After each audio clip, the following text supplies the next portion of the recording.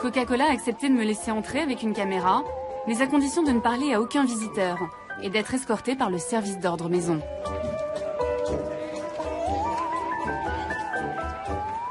Regardez là. Ce qu'on veut nous montrer ici, c'est le monde merveilleux de Coca-Cola. Comme dans la pub, où quand on ouvre du coca, on ouvre du bonheur. You're so sweet. C'est dommage que tu parles pas, tu vas pas pouvoir me donner la formule. What's the secret formula? Tell me. Qu'y a-t-il dans cette boisson pour que là, à cet instant, plus de 78 millions de personnes ouvrent tout un Coca-Cola dans le monde? Chaque jour, le groupe vend 2 milliards de boissons.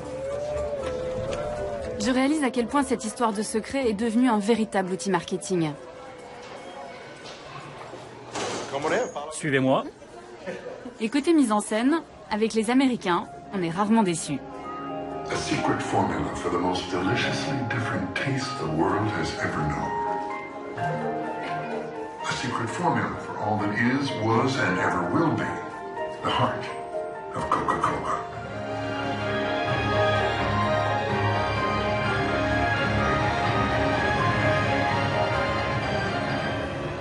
The secret formula for Coca-Cola is here. La recette originale est vraiment là? Oui, madame. Vous l'avez vue? Non, je ne l'ai pas vue, mais notre PDG l'a vue. C'est lui qui l'a mise ici. L'année dernière, on a fait une grande cérémonie pour les 125 ans de la marque. Et à cette occasion, il a placé la formule secrète dans ce coffre. Il l'a vue, donc il connaît la formule secrète? Je ne sais pas s'il la connaît, mais il sait où elle est. C'est une des rares personnes à pouvoir y accéder. Bon, on va vérifier. Je ne peux pas l'ouvrir, ça ne marche pas. Vous devez reculer. Vous ne pouvez pas l'ouvrir. Mais je veux savoir. Vous devez reculer. Vous avez déclenché l'alarme. Vous voulez dire que la sécurité va débarquer? Non, ce qui va se passer, c'est que ce sont des policiers qui vont arriver. Ah oui, ok, bah je les attends. Bon, combien vous voulez pour me laisser ouvrir le coffre? Sécurité, ici Tim. Pas de souci. C'est nous qui avons déclenché l'alarme. Je crois que tout ça, c'est surtout du spectacle. La recette est là, mais je ne peux pas vous la montrer. Alors qui dois-je contacter pour connaître la formule?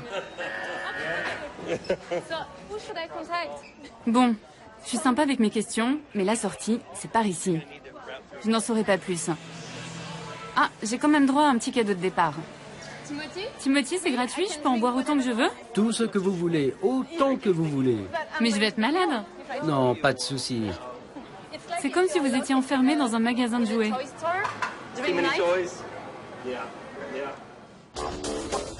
Ok, c'est pas ici qu'on me donnera la formule. Pourtant, s'il y a un endroit au monde où je peux en savoir plus, c'est bien à Atlanta. Depuis plus d'un siècle, les bulles de coca pétillent dans les veines de la ville et de ses habitants. Ici, on est Coke, on grandit Coke, on adore Coke.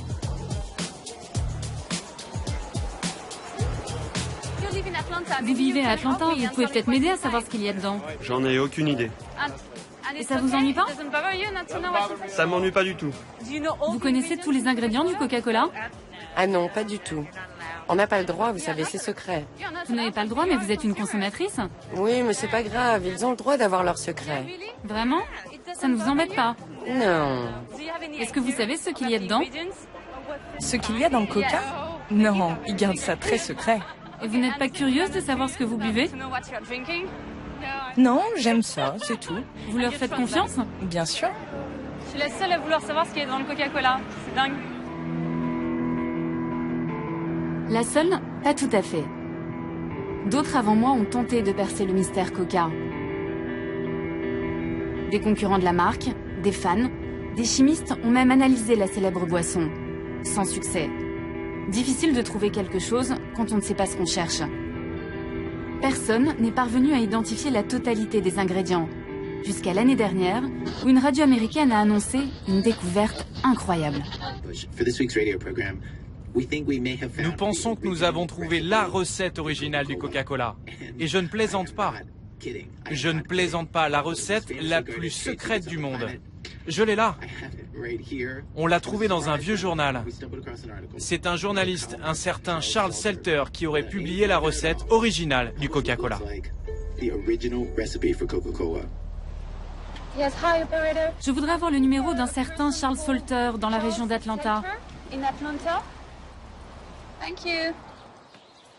J'ai retrouvé Charles Salter. Il vit dans la banlieue chic d'Atlanta. Bonjour et bienvenue. Il est aujourd'hui à la retraite, après avoir travaillé 25 ans dans le journal local. J'espère que vous allez m'en apprendre un peu plus au sujet de la formule secrète. Le trésor de Charles Salter est quelque part dans cette pièce. Voici mon atelier de pêche. C'est votre hobby? Pêcher, c'est ma passion. Pourquoi vous n'iriez pas chercher dans ces cartons là-bas? La formule est par là? Jetez un petit coup d'œil. Des cassettes. C'est peut-être ici? Non, là, c'est des vieilleries. Ça peut pas être ça, là? Yes. Voilà. C'est excitant. It's so exciting. So you think Vous pensez qu'elle est là? Ah, voilà la photo. Je l'ai prise en 1979. J'avais un ami qui vivait dans la région. Il tenait un drugstore à Gainesville. Et un jour, il me dit, « Charles, il faut que tu vois quelque chose. » Et là, je vois un document intitulé « L'authentique Coca-Cola ». Quand j'ai vu ça, je me suis dit, « Mon Dieu, j'ai l'histoire de l'année. » Ce document daterait de 1910. Il s'agirait d'une copie manuscrite de la recette originale en mauvais état. Je découvre les fameux extraits végétaux que Coca refuse de donner. Première surprise, il y aurait de l'alcool, mais aussi du citron, de l'orange, de la coriandre, et tout en haut de la liste, un ingrédient qui me fait halluciner. What's that? C'est quoi ça? F-E, Coca. Extrait de feuilles de coca.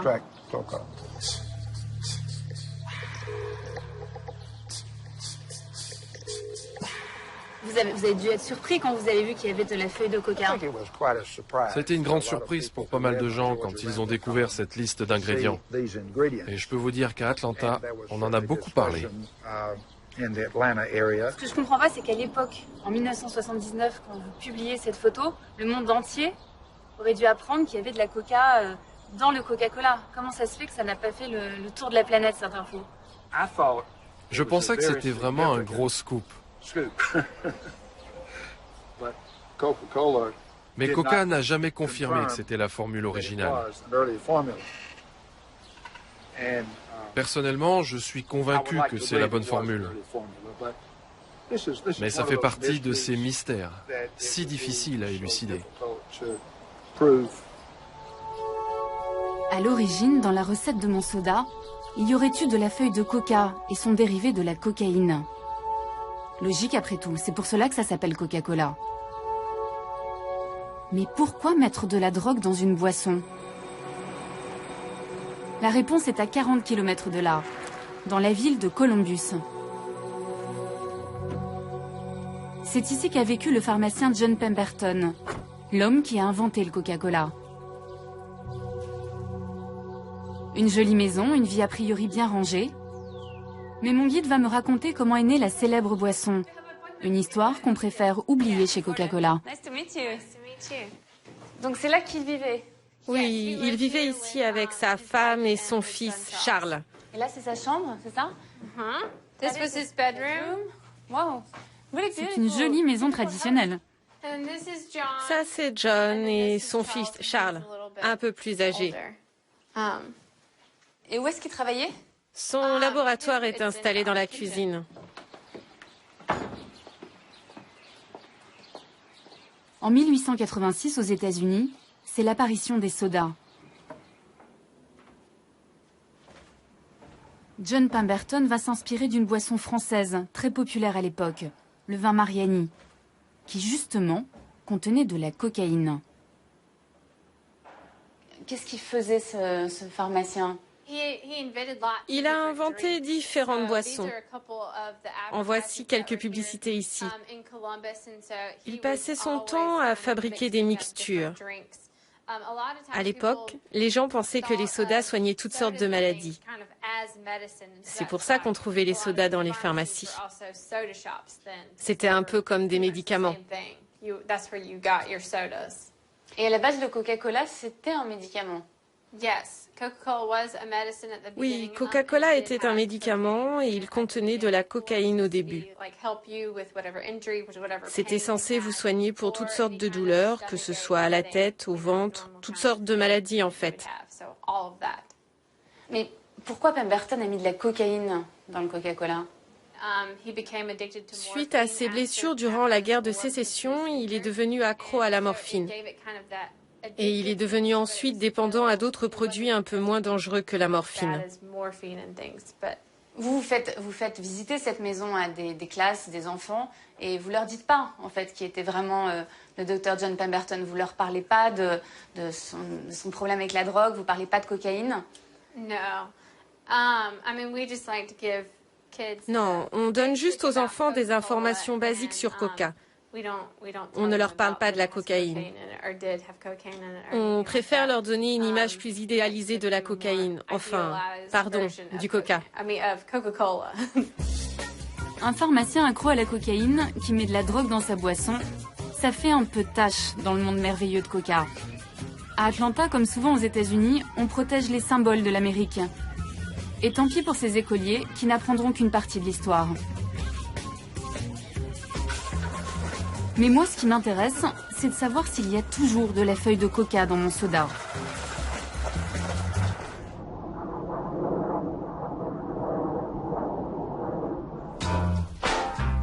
À 2000 km d'Atlanta, j'ai rendez-vous avec l'un des rares Américains qui ose défier la marque la plus puissante du monde. Au pied du pont de Brooklyn, voici le repère de Ray Rogers, le fondateur du collectif Killer Coke. Avec un tel nom, au moins le message est clair. Depuis 10 ans, ce syndicaliste consacre toute son énergie à dénoncer la face cachée de Coca-Cola. Hi. I'm Olivia. Olivia, glad to meet you. Yes, so glad to have you here.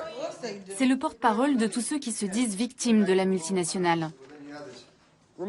Ramon, vous avez été viré et vous avez dû retrouver un nouveau boulot. Louis, vous, qu'est-ce qui vous est arrivé? Autour de la table, une quinzaine d'employés ou d'anciens salariés des usines Coca-Cola de New York. Ensemble, ils ont porté plainte pour harcèlement moral et discrimination raciale. Je découvre une autre version du monde magique de Coca-Cola. Ces ouvriers fabriquent le soda pour des millions d'Américains. Ils ne connaissent pas la recette, ils mélangent seulement le sirop de cola avec de l'eau, avant de le mettre en bouteille. Vous avez déjà entendu parler ou vu des feuilles de coca ? On en a entendu parler, mais ils ne nous laissent jamais voir la production, car le sirop n'est pas fabriqué chez nous. Mais oui, on a entendu des choses. Est-ce que vous pensez qu'il y a des produits utilisés qui sont dangereux? Sans aucun doute possible, oui. On reçoit le sirop dans des gros barils. Il y a une grille tout autour et un autocollant indiquant que c'est dangereux, corrosif. Un jour, j'ai vu un de ces barils s'ouvrir. Le produit a littéralement bouffé la peinture au sol. Ça l'a enlevé. En fait, c'est de l'acide très puissant. Les gens chargés de nettoyer ne pouvaient pas toucher ce truc avec les mains. Mais normalement, c'est juste du sucre et des arômes naturels. Non, non, non, non, non, non, non. J'aimerais que ce soit ça. Mais ce n'est pas le cas. Ils ne veulent pas qu'on sache ce qu'ils mettent dedans. Je ne comprends pas comment un gouvernement peut autoriser une entreprise à commercialiser un produit dont la recette est secrète. Nos enfants en boivent. Des employés en colère qui se posent les mêmes questions que moi. Une entreprise qui refuse de me répondre, c'est pas gagné. Mais après tout, même les secrets les mieux gardés finissent un jour par s'éventer. Ray Rogers va me révéler une information embarrassante pour Coca. Il m'emmène loin des beaux quartiers de New York. Direction, l'un des ports du New Jersey. Selon lui, c'est ici que la compagnie continuerait d'importer discrètement l'ingrédient préféré du pharmacien Pemberton. Impressionnant, non? C'est ici qu'ils reçoivent les feuilles de coca qu'ils importent de Bolivie et du Pérou. Ça arrive ici? Oui, ça arrive ici. Les feuilles de coca ne sont autorisées dans ce pays que pour 2 raisons. 1, pour les préparations médicales. Et l'autre, c'est pour Coca-Cola, qui l'utilise dans certaines de ses boissons. Et à ma connaissance, c'est la seule façon d'importer légalement de la feuille de coca de Bolivie et du Pérou. Ça veut dire qu'aujourd'hui, aux États-Unis, en dehors des laboratoires pharmaceutiques, Coca-Cola est la seule entreprise à pouvoir importer de la feuille de coca ici. Oui, Coca ne veut pas l'admettre, mais ils en utilisent encore dans certaines de leurs boissons. La question qu'on peut se poser, c'est qu'est-ce qu'ils font avec? Pourquoi est-ce si important dans leur boisson et pourquoi ils ne le reconnaissent pas? Car si vous regardez sur leur bouteille, vous ne verrez jamais cet ingrédient. C'est écrit nulle part, non? C'est intéressant, parce que selon moi, s'ils cachent leurs recettes et qu'ils parlent de recettes secrètes, c'est justement à cause de la feuille de coca. C'est probablement un des secrets qu'il ne faut pas dévoiler. Il y aurait donc toujours de la feuille de coca dans mon soda. Est-ce que c'est pour ça que je suis si accro? Non, impossible. La cocaïne a été interdite en 1906 dans le Coca-Cola. D'après Ray Rogers, les feuilles seraient aujourd'hui utilisées uniquement pour leur arôme, leur goût amer. Et pour se débarrasser de la cocaïne, la firme d'Atlanta ferait appel à une société spécialisée, la Stepan Company. Hello, madame. Bonjour madame, j'ai appelé plusieurs fois et je n'ai eu personne. J'aimerais savoir si c'est bien ici que vous transformez la feuille de coca. Je vais voir si quelqu'un peut vous répondre. Non, nous n'avons pas le droit de parler de nos clients ici. Donc personne ne peut me dire si vous importez bien de la feuille de coca du Pérou? On ne parle pas de nos clients. On ne peut pas vous aider. Et il n'y a pas de responsable? Bon, merci. Au revoir, passez une bonne journée. Il n'y a pas moyen? Mais quand même, je pense que j'ai le droit de savoir, non? Merci, au revoir. Visiblement, il n'y a pas que chez Coca qu'on a le goût du secret.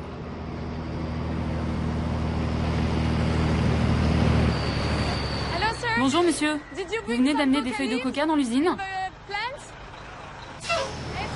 Monsieur, est-ce que vous allez chez Coca-Cola? Je ne vais pas chez Coca, mais ma cargaison va chez Coca. Pourquoi? Stepan importe de la feuille de coca, n'est-ce pas? Je ne sais pas ce qu'ils font. Mais qu'est-ce que vous transportez? J'ai des barils de liquide. Quel genre de liquide? Je sais seulement que ça va chez Coca. C'est peut-être du sirop, j'en sais rien. Vous ne savez pas ce que c'est? C'est un liquide alimentaire. Je veux savoir ce que je bois, donc je cherche à connaître les ingrédients. Ils ne nous laissent pas savoir. Oui, c'est secret. Bien sûr, comme toujours. Stepan fournirait donc un mystérieux liquide à Coca-Cola. Mais ce produit a-t-il oui ou non un lien avec la feuille de coca? Excusez-moi, vous vivez ici? J'habite à côté. Est-ce que vous connaissez Stepan? Ouais, je connais. Vous savez ce qu'ils font? Il y a longtemps, j'y travaillais. Il faisait de la cocaïne. Il faisait de la cocaïne? Je vous parle de ça il y a 15 ans. Il faisait de la cocaïne. C'est ce qu'on m'a dit. Et maintenant, vous savez ce qu'ils font? Je travaille plus là-bas. Coca-Cola continue d'utiliser de la feuille de coca. Oui, bien sûr. Et on m'a dit que c'était ici qu'elle était transformée. C'est possible, puisqu'ils fabriquent de la cocaïne pour les labos pharmaceutiques. Excusez-moi, vous êtes au courant qu'il y a une usine juste en face qui importe de la feuille de coca? Vous en avez entendu parler? Non, pas du tout. L'entreprise s'appelle Stepan. Il fabrique de l'extrait de coca pour Coca-Cola. Vous êtes au courant? Non. Ça ne vous pose pas de problème? Si, bien sûr. Mais ici, il y a une usine qui importe de la feuille de coca et qui la vend. Et la ville est d'accord? Bien sûr que oui. Bon, si je comprends bien, il n'y a plus de cocaïne dans mon soda. Mais en attendant, je bois probablement sans le savoir de l'extrait de feuille de coca depuis 25 ans.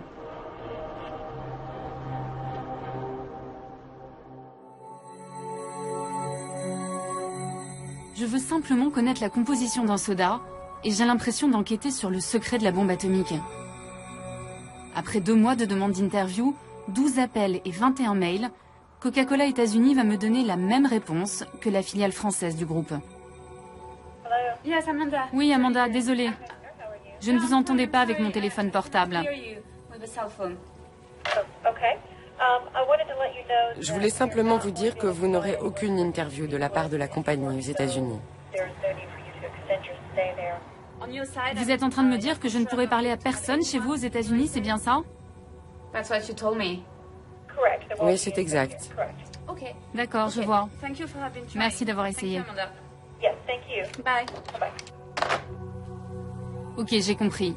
Avec Coca, mon seul droit c'est d'en boire, sans jamais me poser de questions. Pourtant, les États-Unis, eux aussi, s'interrogent sur leur boisson nationale. Coca-Cola est de plus en plus montré du doigt, non pas à cause de la formule secrète, mais au sujet d'un ingrédient que cette fois-ci tout le monde connaît.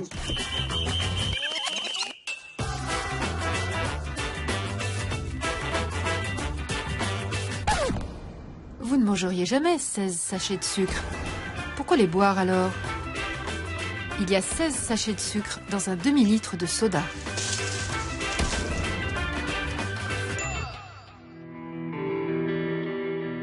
À l'autre bout du pays, un État a déclaré la guerre au soda. Je pars en Californie. Ici, il est désormais interdit de vendre des boissons sucrées dans les lieux publics ou dans les écoles. Il faut dire que 40% des Californiens sont en surpoids ou obèses. Alors tout est fait pour diaboliser le soda, surtout auprès des jeunes. The cost so cheap and it tastes so sweet, but in a few years it'll rot on your teeth. Rather have water, milk, or iced tea than wrap my lips around a Pepsi. All that sugar in just one drink, it got more calories than processed meat. Sprite, Coke, and root beer floats, bound to give folks diabetes and strokes. The more you drink, the less you think. Bet you didn't know brain cells get weak. C'est quoi le message que tu veux donner aux jeunes? C'est de leur dire de pas boire de soda en fait, c'est ça? Il faut plus boire du tout de soda. Ça peut faire du mal à trop de gens. Tu commences tout petit, en grandissant tu continues, ça fait partie de toi, et tu deviens tellement accro. T'es pas branché si tu bois du coke, pas du tout. Faut que tu boives de l'eau ou un truc plus sain. Arrête. Tu sais pas ce que ça fait sur ton corps. Ok, donc si je veux être cool, il faut que j'arrête. Ouais, si tu veux être cool, faut que t'arrêtes le coca. Mais on ne change pas si facilement l'American Way of Life. Face à eux, les anti-sodas ont des machines de guerre comme Coca, qui dépensent des milliards de dollars en publicité. On y va. La bataille est encore loin d'être gagnée. Pour me le prouver, le leader californien des anti-Coca m'invite à déjeuner dans ce qu'il appelle un désert alimentaire, un de ces quartiers où il n'y a que des fast-foods à des kilomètres à la ronde. Je voudrais un Coca, un grand s'il vous plaît. Regardez la taille de mon verre d'eau qui arrive. Et voilà mon eau. Ah oui, c'est tout petit. Ok. Ok, thank you very much. Et je peux... Vous pouvez en reprendre gratuitement autant de fois que vous voulez. C'est un gros problème. C'est ça le problème, hein. Je peux en avoir autant que je veux. Je peux venir me servir quand. Servez-vous copieusement, et si ça ne vous suffit pas, revenez et prenez-en encore. C'est un déjeuner équilibré, ça. Vous avez suffisamment de calories, ça va? C'est un demi-litre, ça. Oui, c'est même un peu plus. C'est 75 centilitres. Un Américain boit en moyenne 170 litres de soda par an.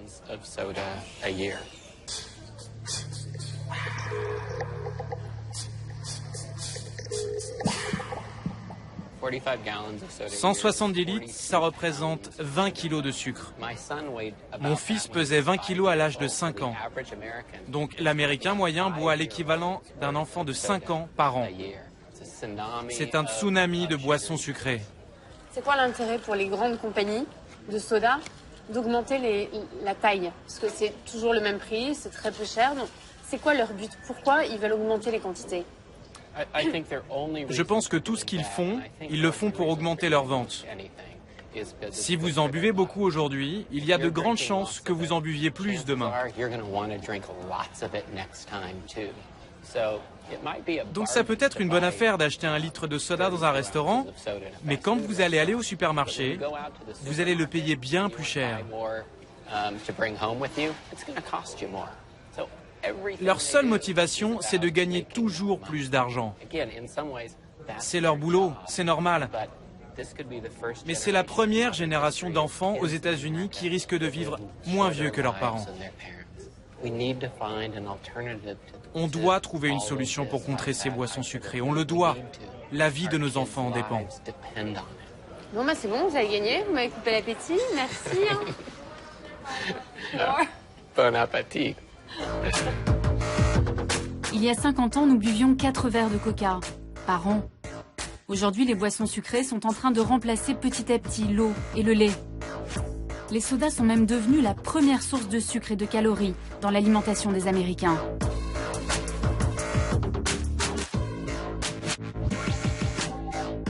Il y a quelques mois, l'un des plus grands spécialistes de l'obésité a alerté l'opinion mondiale.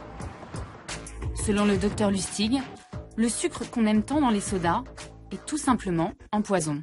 Est-ce que vous pouvez me montrer l'équivalent de sucre qu'il y a dans cette canette? Est-ce qu'on peut voir combien ça fait? Cette canette contient 39 grammes de sucre. Une cuillère à café, c'est 4 grammes. Donc, en gros, elle contient 2, 3, 4, 5, 6, 7, 8, 9 Oh là là. et 10. Ça, c'est la quantité de sucre contenue dans cette canette. Donc quand je bois ça, j'ingurgite en fait cette quantité de sucre. Exactement. Aucune différence. Okay. Moi, je sais que j'ai du mal à arrêter. J'essaye d'arrêter, de diminuer ma consommation, mais j'y arrive pas. C'est à cause de ce sucre que je suis dépendante? Absolument. La raison pour laquelle les gens ne parviennent pas à arrêter de consommer ces boissons, c'est parce que le sucre a un impact sur une partie précise du cerveau. Et ça devient difficile d'arrêter. C'est pour ça que nous avons des enfants et des adultes qui ont une vraie dépendance au sucre. Alors, quel est l'effet que ça produit sur le cerveau? Ça affecte le mécanisme de la récompense. La même zone que la nicotine, la cocaïne, les amphétamines, l'héroïne, la morphine. Ça provoque le même effet. Le besoin augmente en permanence. Car le problème, c'est que plus vous en prenez, plus le neurotransmetteur dans le cerveau, la dopamine, se met en marche. Et plus le système a besoin de doses importantes pour provoquer le même effet la fois d'après. Et ce phénomène s'appelle la tolérance. Quand vous arrêtez de consommer, vous avez des symptômes physiologiques. Et c'est la combinaison de tout ça qui fait que vous devenez dépendant. Aujourd'hui, on sait que le sucre fait exactement le même effet que toutes les autres drogues, en plus faible, bien sûr. Moi, je vois de plus en plus d'enfants, même très jeunes, boire du Coca-Cola. C'est quoi l'effet sur leur santé? C'est terrible. C'est un désastre qu'on constate tous les jours. Dans les cliniques pour obèses, les gamins ont des taux de lipides identiques à ceux que l'on voit habituellement chez des patients de 65 ans.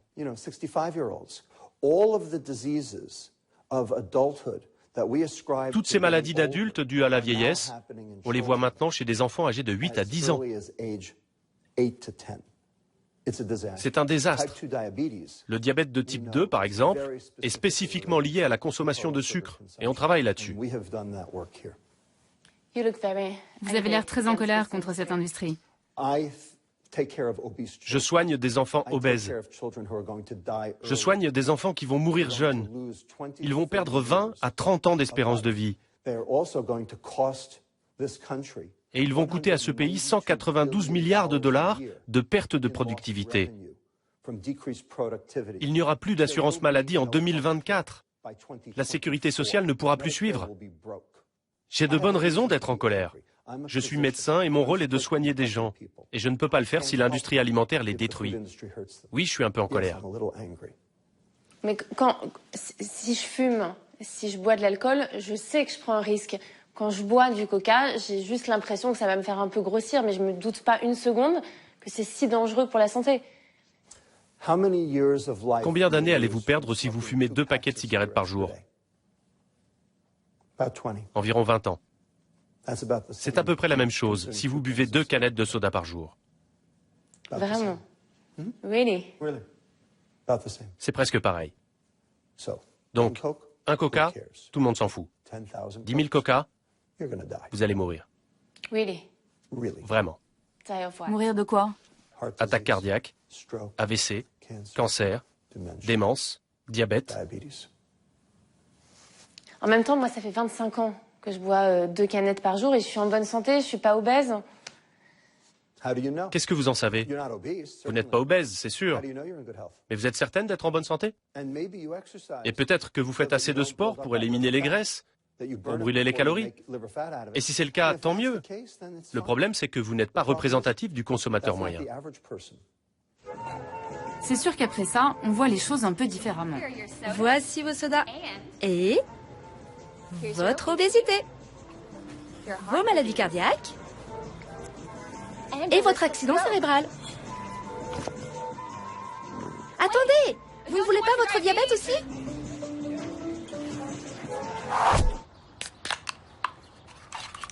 Pour éviter le pire et rester en bonne santé, le docteur Lustig m'a fait une ordonnance, et une sévère. Après chaque canette, 1 heure de jogging. C'est le temps qu'il faut pour éliminer tout ce mauvais sucre.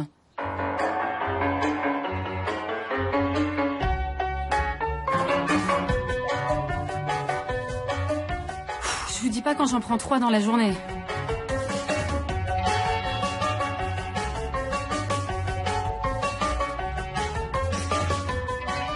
Ouais, ok, ça va pas être possible. Il va vraiment falloir que j'arrête. À moins que...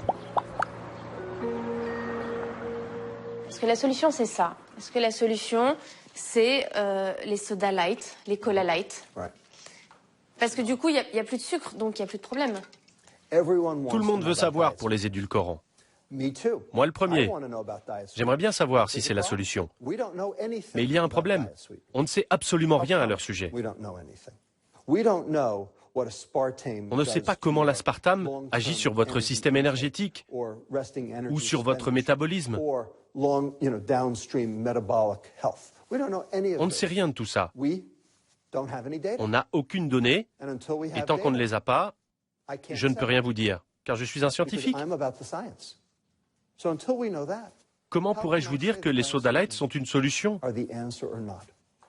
On ne sait absolument rien sur les édulcorants. Et pour l'instant, ça reste un mystère.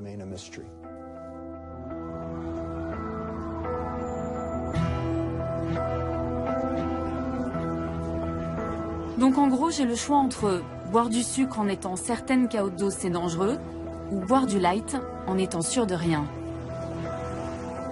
Dans les 2 cas, il y a un ingrédient auquel je n'échapperai pas. C'est le E150D, plus connu sous le nom de colorant caramel. C'est lui qui donne à tous les colas leur couleur si caractéristique.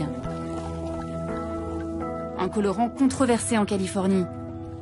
Coca-Cola et Pepsi ont même dû en modifier le dosage dans cet État américain.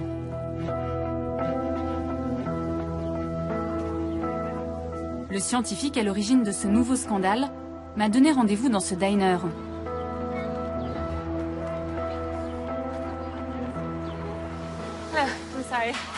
Bonjour, vous avez déjà commandé? Non. Je peux avoir un coca, s'il vous plaît? Et pour moi, juste un verre d'eau, s'il vous plaît. Vous ne buvez pas de coca, n'est-ce pas? Non, je n'ai pas bu un coca depuis très très longtemps. Il y a 5 ans, il a été prouvé que le colorant caramel contenait un élément cancérigène.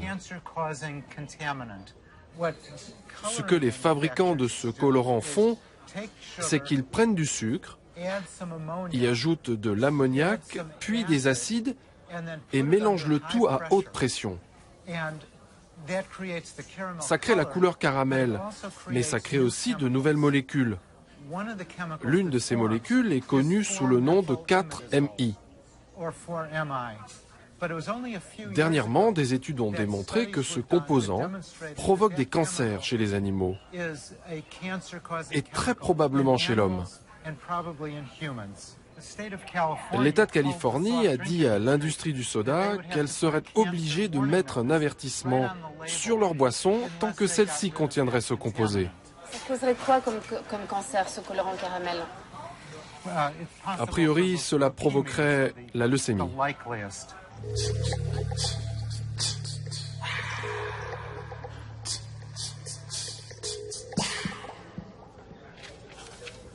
Il y a quelques semaines, je lui ai envoyé des canettes achetées en France, histoire de comparer. Car j'ai appris que la recette varie en fonction des pays. Ok. Et en ce qui concerne la France, ça veut dire que le niveau qu'il y a dans les canettes que je vous ai envoyées est supérieur au seuil fixé par les Californies? Voici la limite californienne. Elle est désormais de 29 microgrammes pour une canette. Les canettes françaises de Coca-Cola classique contiennent, elles, 79 microgrammes, soit plus de 2 fois ce seuil autorisé en Californie. Et les 2 canettes de Coca Light dépassent presque 3 fois cette limite. Donc, si par exemple ma canette française qui contient 79 microgrammes de MI4, je l'avais achetée en Californie, qu'est-ce qu'il y aurait écrit sur la canette?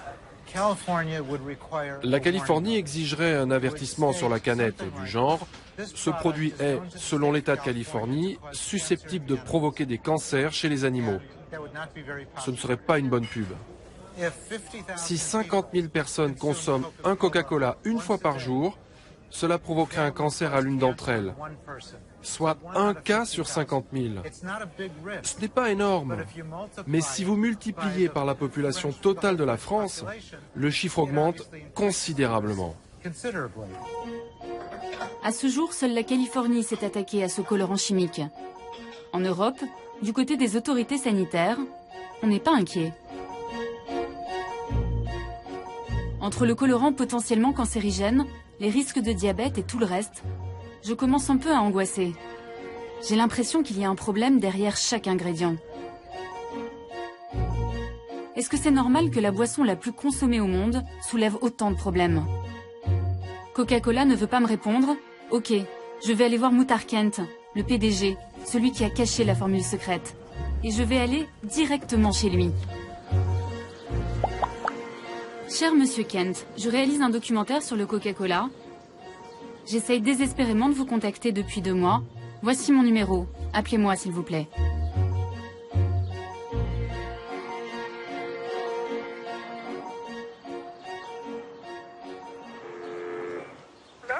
Bonjour. Désolée de vous déranger. Je cherche à joindre Monsieur Kent. Je viens de France et j'aimerais vraiment le contacter. J'ai tout essayé. Comment est-ce que je peux arriver à lui parler? Vous pouvez attendre quelques minutes, s'il vous plaît?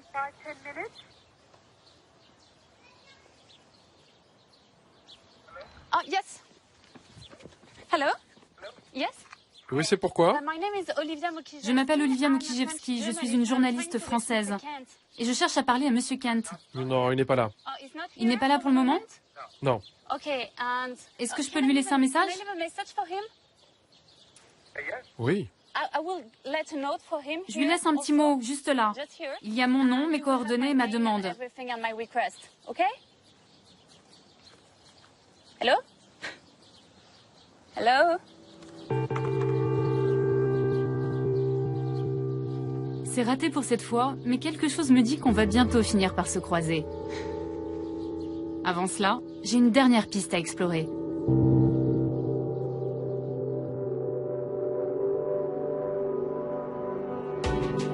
Elle concerne un autre ingrédient de Coca et pas n'importe lequel. Le principal, l'eau. Il en faudrait en moyenne 3 litres pour faire 1 litre de Coca-Cola. À San Cristobal, au Chiapas, L'eau, ce n'est pas ce qui manque. Cette région est le réservoir du Mexique. Un paradis pour les fabricants de soda. Ce n'est donc pas par hasard si dans les années 80, la firme américaine a choisi d'installer ici l'une de ses usines.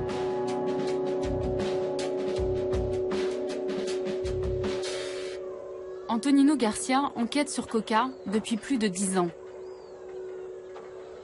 Alors pourquoi ils ont décidé de s'installer ici exactement? Coca-Cola s'est installé ici pour pomper l'eau de la région. Ils puisent directement dans la nappe phréatique de San Cristobal. C'est le réceptacle de 2 volcans, le Huitepec et le Santeguitz. Et c'est ici, en sous-sol, qu'est stockée la majorité de l'eau. Ils sont installés stratégiquement pile sur le manteau phréatique. Et Coca-Cola prélève beaucoup d'eau ici? Ils extraient environ 750 000 litres par jour. C'est quoi? C'est l'équivalent de quoi? Ce volume d'eau permettrait d'alimenter 10 000 habitants de la ville tous les jours. Et depuis peu, ils creusent un nouveau puits. Ils vont donc augmenter le pompage.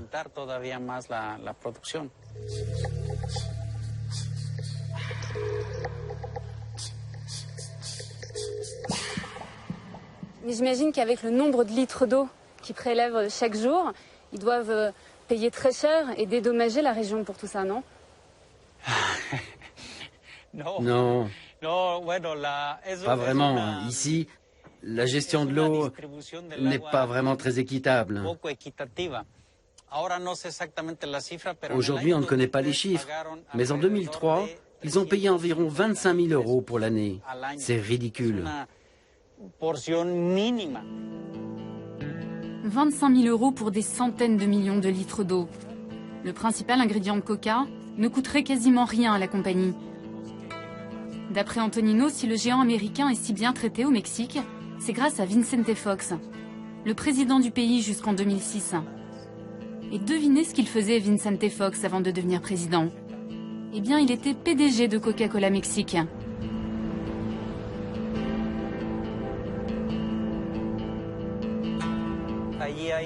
Ici, il y a 5 communautés qui utilisent l'eau de cette nappe. Et depuis l'installation de l'usine, j'ai fait des recherches avec eux. Et ce qu'ils me disent, c'est que depuis qu'il y a l'usine, leurs ressources en eau ne cessent de diminuer.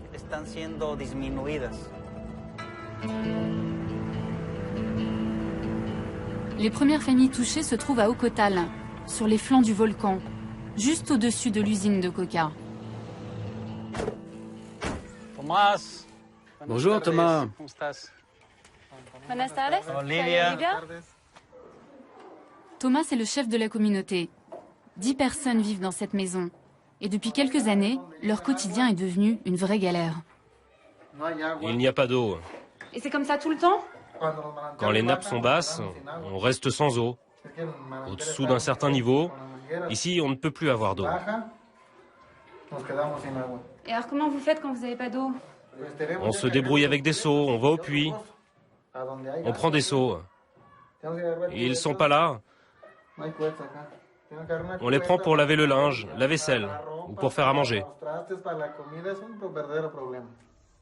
Les coupures d'eau sont de plus en plus longues. Alors à Ocotal, on est heureux quand il pleut. On prend cette eau et on la met là. Donc là, c'est de l'eau de pluie, c'est comme ça que toute la famille se lave, c'est ça? Et pour laver le linge? C'est cette eau qu'on utilise. D'accord. Mais cette eau, elle n'est pas potable? Non, mais on la boit quand même. On la prend, cette eau, on la sort d'ici et on la boit. Ok? Ça va, c'est pas... Ça nous désaltère. D'accord, mais vous n'êtes pas malade quand vous buvez cette eau? Nous, les adultes, ça va. Mais pour les enfants, ça pose un problème. Qu'est-ce qui se passe avec les petits alors? Ils sont malades? Ils ont mal à l'estomac, ils vomissent, ils ont la diarrhée. Ah oui? D'accord, mais vous n'avez pas le choix, vous êtes obligé de leur donner cette eau. Non, on n'a pas le choix. Mais au moins, on n'a plus soif.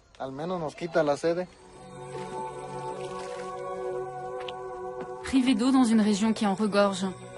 Les habitants d'Ocotal ont contacté Coca-Cola. Mais la multinationale affirme qu'il n'y aurait aucun lien entre ces pompages intensifs et la pénurie d'eau.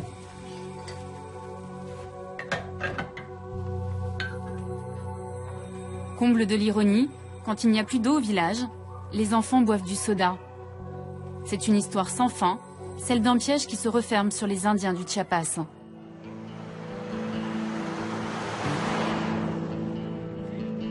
Les Mexicains sont devenus les plus gros consommateurs de coca au monde. Et au Chiapas, on atteint des records. Près de 3 canettes par habitant et par jour.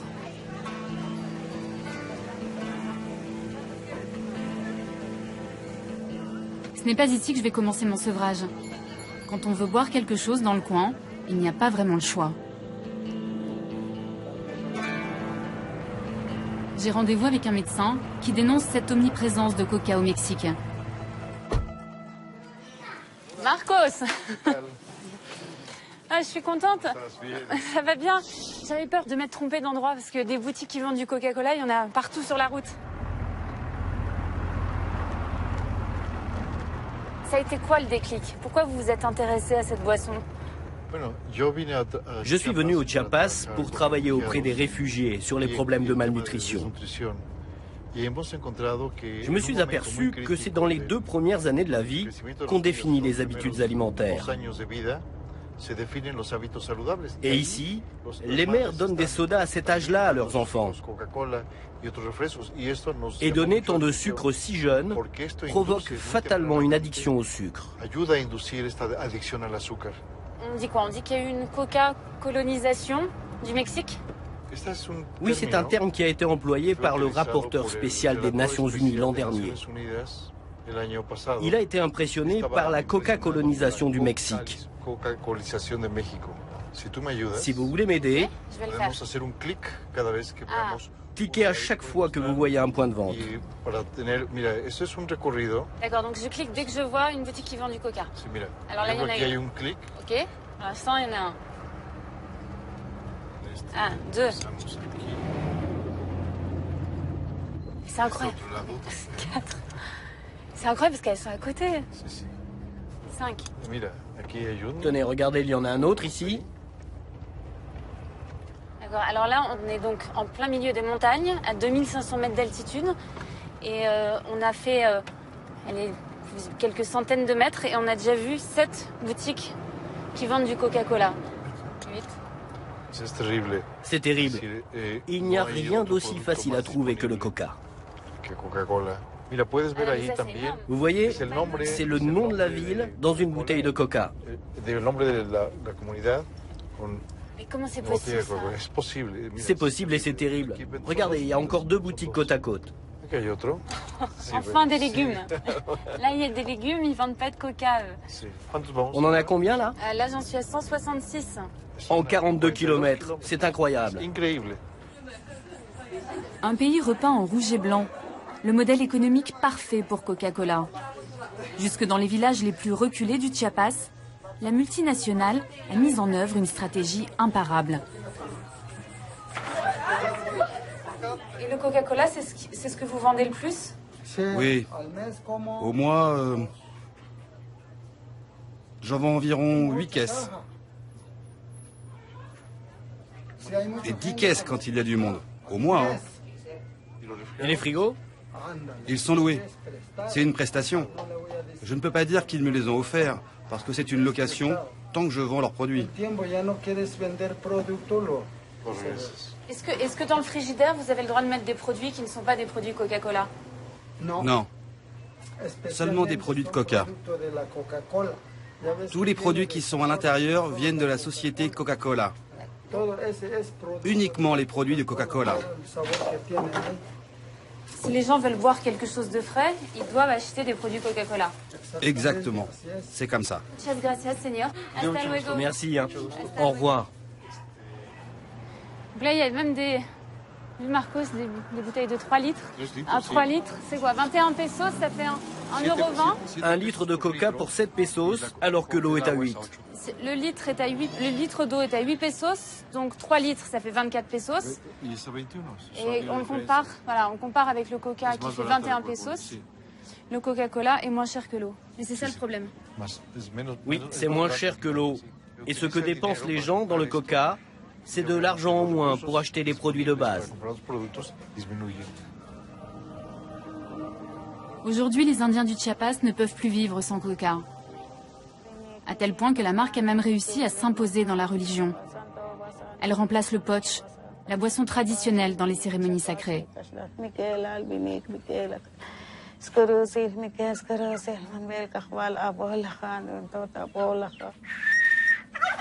Dans cette famille, la prière du jour est dédiée au petit garçon qui a de la fièvre. Pour satisfaire les dieux, pas moins de 7 bouteilles de coca en offrande.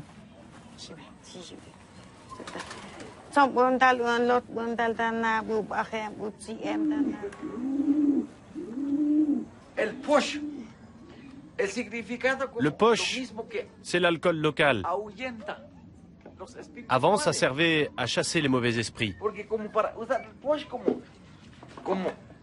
On l'utilisait pour ça. On en faisait don pour notre corps, pour notre âme, pour notre esprit. Et maintenant, on y a rajouté le Coca-Cola. Ce sont nos croyances. On croit que ça chasse le mal. Et on voit ça partout dans le Chiapas.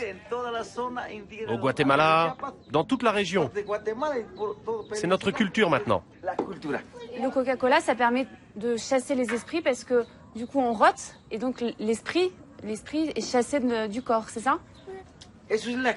Oui, c'est ça. Okay. C'est notre croyance. Et Coca s'en est emparé il y a 30 ou 40 ans.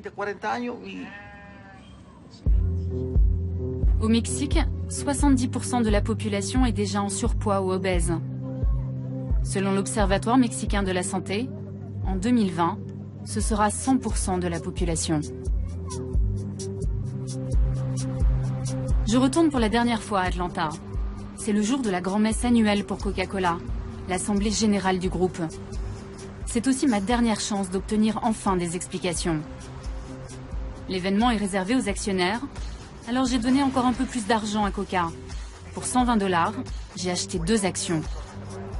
Les caméras sont interdites, mais je vais récupérer les images Internet que Coca transmet à ses actionnaires dans le monde entier. Ladies and gentlemen, please welcome Muhtar Kent. Au milieu de la salle, là, c'est moi. Enfin, ça y est. Je suis en face du gardien de la formule. En 2011, nous avons augmenté notre gamme de produits de 4% et nos ventes globales de 8%. Au total, Coca-Cola, votre compagnie, a généré 47 milliards de chiffre d'affaires l'an dernier. Plus les gens boivent du coca, plus les bénéfices sont en hausse. Et ça fait plaisir aux actionnaires.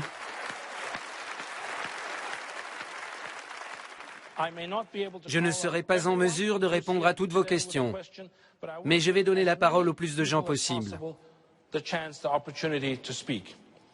6 personnes seulement seront choisies au hasard. Mes chances sont minces. Mais à la 4e question... Monsieur le Président, voici Olivia Mokiejewski.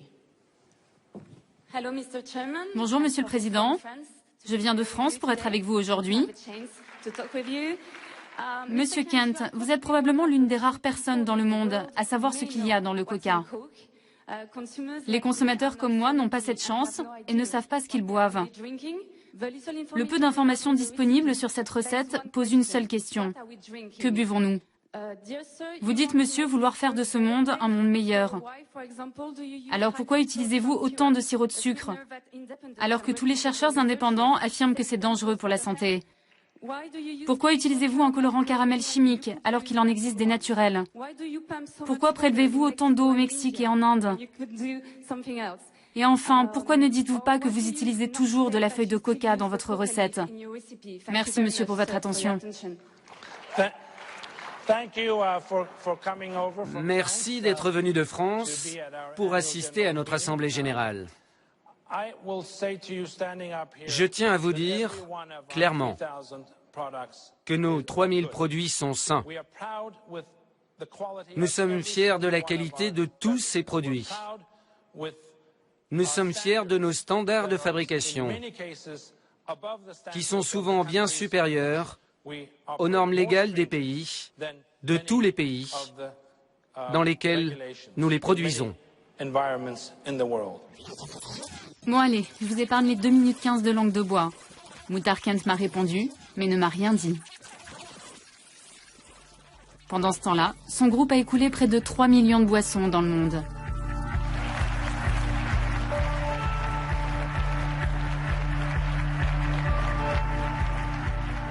À la sortie, je vais retrouver Ray Rogers, le fondateur de Killer Coke. Lui aussi était à l'Assemblée Générale. Ça fait 10 ans qu'il vient poser des questions qui fâchent, et comme chaque année, il a fait chou blanc. Alors ça se termine devant le siège de la multinationale, avec une manif de 12 personnes.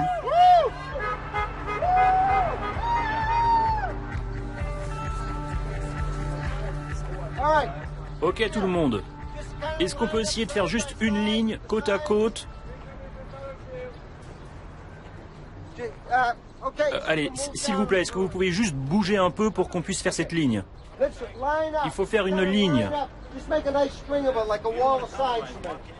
Là, vous n'êtes pas nombreux, vous n'avez pas l'impression de prêcher un peu dans le désert? Le plus important pour nous, c'était qu'on soit présent pour l'Assemblée Générale, qu'on signale notre présence, et qu'il existe des images pour montrer qu'il se passe des choses, même ici, à Atlanta, le berceau de Coca-Cola. Et si vous regardez, nous sommes épaulés de quelques indignés d'Atlanta, et on demande une entrevue. Et s'ils nous arrêtent, eh bien nous reviendrons plus nombreux la prochaine fois. Et on leur rendra la tâche plus dure encore. Donc c'est un peu David contre Goliath. Mais ici, nous sommes des centaines de David.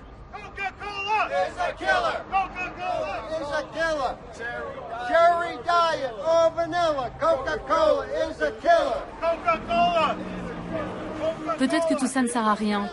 Peut-être que Coca vendra toujours autant de boissons. Mais j'ai pas envie d'abandonner. Parfois, il faut pas avoir peur d'être une emmerdeuse.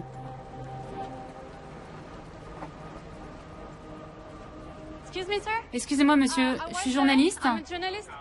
Pas de caméra ici. Vous devez partir d'ici. Non, madame, non. J'aimerais juste savoir si monsieur Kent est là. Je n'ai pas la moindre idée. Partez, s'il vous plaît. Oui, mais on m'a dit que... Derrière. Non, madame. Non, vous traversez. Vous repartez de l'autre côté. J'aimerais juste poser une question. Pas de question. Mais je suis une consommatrice. Bonne journée, madame. Ok, je peux parler à personne ici. Non, madame. En 6 mois d'enquête, j'ai découvert la face cachée de Coca. Celle qu'on ne voit jamais dans les publicités. Celle que le marketing cherche à effacer. J'ai compris aussi qu'avec la formule secrète, Coca a trouvé le meilleur moyen d'éviter les questions qui dérangent.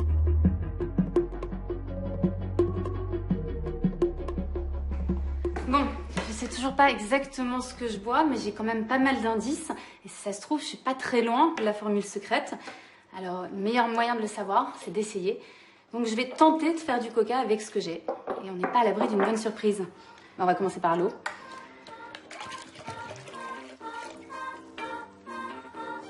Bon sucre, 100 g de sucre. Pour l'instant, je pense que jusque-là, je suis dans le vrai. Fameux colorant caramel. On va mettre quelques gouttes seulement. Bon, déjà là, on se rapproche de la couleur. Ah, alors ensuite, feuille de coca. Mais je m'appelle pas coca, donc moi, je peux pas en importer. Alors, je vais me contenter du maté. C'est de l'infusion de feuilles de coca. Quelques gouttes de vanille. Alors, la caféine. Donc on va en mettre un petit peu. Et du jus de citron. Voilà, là il y a de l'alcool, enfin, c'est de l'alcool alimentaire. Bon, là je vais m'attaquer aux fameux arômes naturels, ceux qui sont si secrets. Il y a de l'orange, du citron encore, la noix de muscade, fleur d'oranger.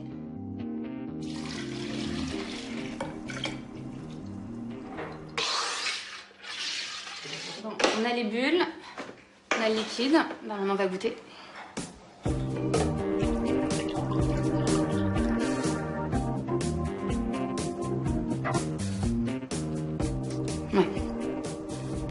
peu le goût d'un cola bon marché. Mais j'en bois trop, moi. J'arrive pas à juger. Allez, Bruno, viens goûter. Dis-moi ce que t'en penses. Ok.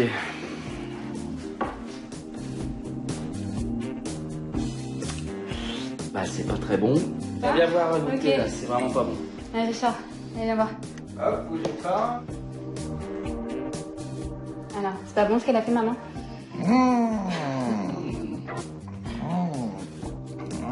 Bon, allez, on va trancher. Romain. C'est l'alliance du sucre et de l'acide. C'est pas mal. Moi, j'en bois jamais, donc je suis neutre. Non, je sais pas. Vous aimez pas le coca aussi? En tout cas, ça colle bien Non, le coca. Tu sais à quoi ça me fait penser, sérieusement? Aux bonbons Coca-Cola. Ah, bah au moins, si on n'a pas la formule du coca, on a la formule. En même temps, hein, t'es pas censé arrêter d'en boire? Si. Bah là, ça va me dégoûter peut-être alors. Vous entendez le cri du coca tous les semaines? Dès maintenant, pour plus d'infos et pour réagir sur le forum, rendez-vous sur france2.fr. Dakar 2013. Après le journal de la nuit, revivez l'étape du jour autour du bivouac de Richard Coffin, Gaël Robic et Luc Alphand. Et ben voilà, c'est le mot de la fin. Demain soir, dans votre soirée continue, la gestation pour autrui en question. Pour commencer, une fiction qui retrace l'histoire vraie d'une famille devenue hors la loi en faisant appel à une mère porteuse. Ils enquêtent sur nous comme si on était des criminels. Puis